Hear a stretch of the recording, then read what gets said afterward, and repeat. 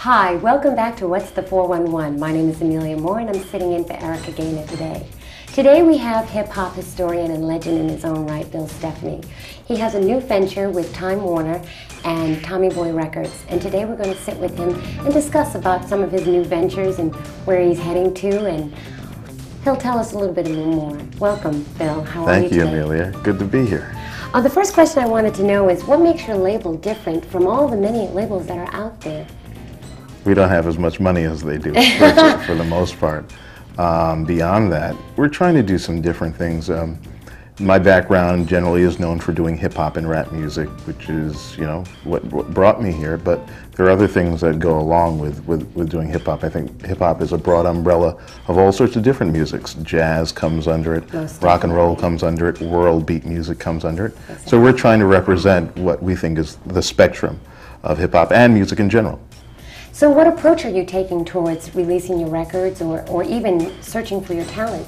Well, one of the things that we've noticed with the larger labels, because there's so much pressure because of how overly funded they are with millions upon millions of dollars, so they put a lot of pressure on new artists to throw an album out on them immediately before they're ready. What we're trying to do with the Artists on Steps on is take it with a procedural basis over the course of a year or even 2 years. Maybe develop an artist through singles development, early videos, getting them on the road, allowing them to grow as artists before we put the larger representation of an album out there for them. We think that the best artists over the course of the years have developed that way, and we think it's best for us as well. I agree, there is a need for artist development, and sometimes you're quite accurate with some of the major labels. They don't necessarily put that into their groups, and consequently it falters in the end when you look at them and you say, well, wait a minute, that's not the same one I heard on the record.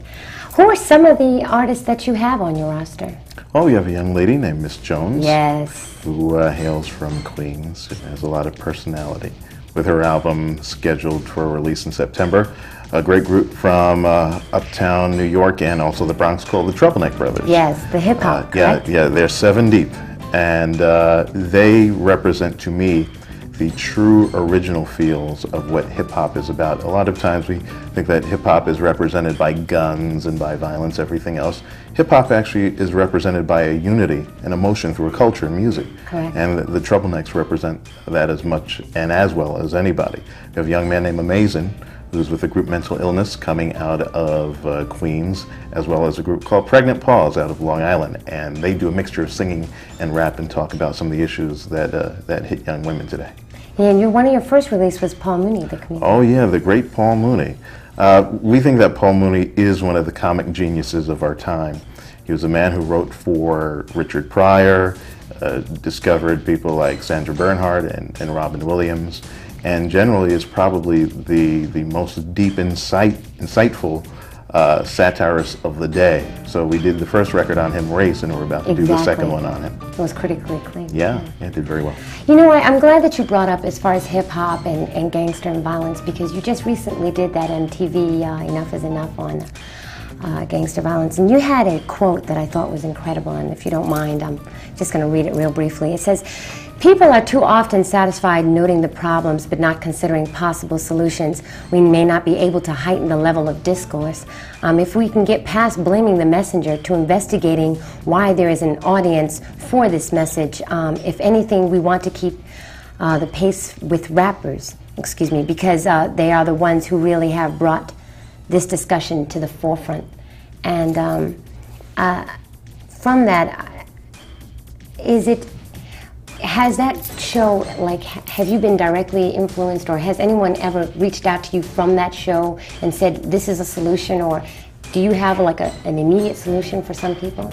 No, my thing with the music is that, as I said on the TV show, it is an alarm to things that are going on around us. No matter how scary, violent, angry the music may be, talking about hip-hop, it usually is a reflection of something that's going on. Agreed. About 12 years ago, Grandmaster Flash and the Furious Five, specifically Melly Mel, had this record called The Message.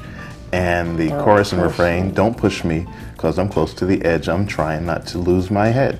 Now, if we analyze society 12 years ago, when Melly Mel was saying, "Don't push me, 'cause I'm close to the edge," what does society do? cut back all sorts of programs for the kids in the urban centers. We saw a mobilization of the right wing of our country politically that decided not to do anything for the rest of the country. So at a time when we really needed to work with the kids who are being pushed close to the edge, we pushed them away. So I think there's no question why we have some of the lyrics that we have today and some of the attitudes, because we didn't listen to the kids 12 years ago. I agree with you wholeheartedly, and thank you very much for coming. Continued success to Thank you. And if you had to give one message to the people very shortly, because I think we have 30 seconds left, what would you say as far as Stepson, an analogy? Well, you know, with Stepson, the most important thing is to keep me off the streets, buy our records, so I'm employed, number one. And the other thing is that when you feel that you want to put out a record or any venture that you want to do in life, you can do it yourself. All you have to do is believe in yourself. More importantly, do the research, do as much reading and investigation as possible, and the world can be yours. Thank you very much. That concludes our interview for today. Stay tuned. Peace.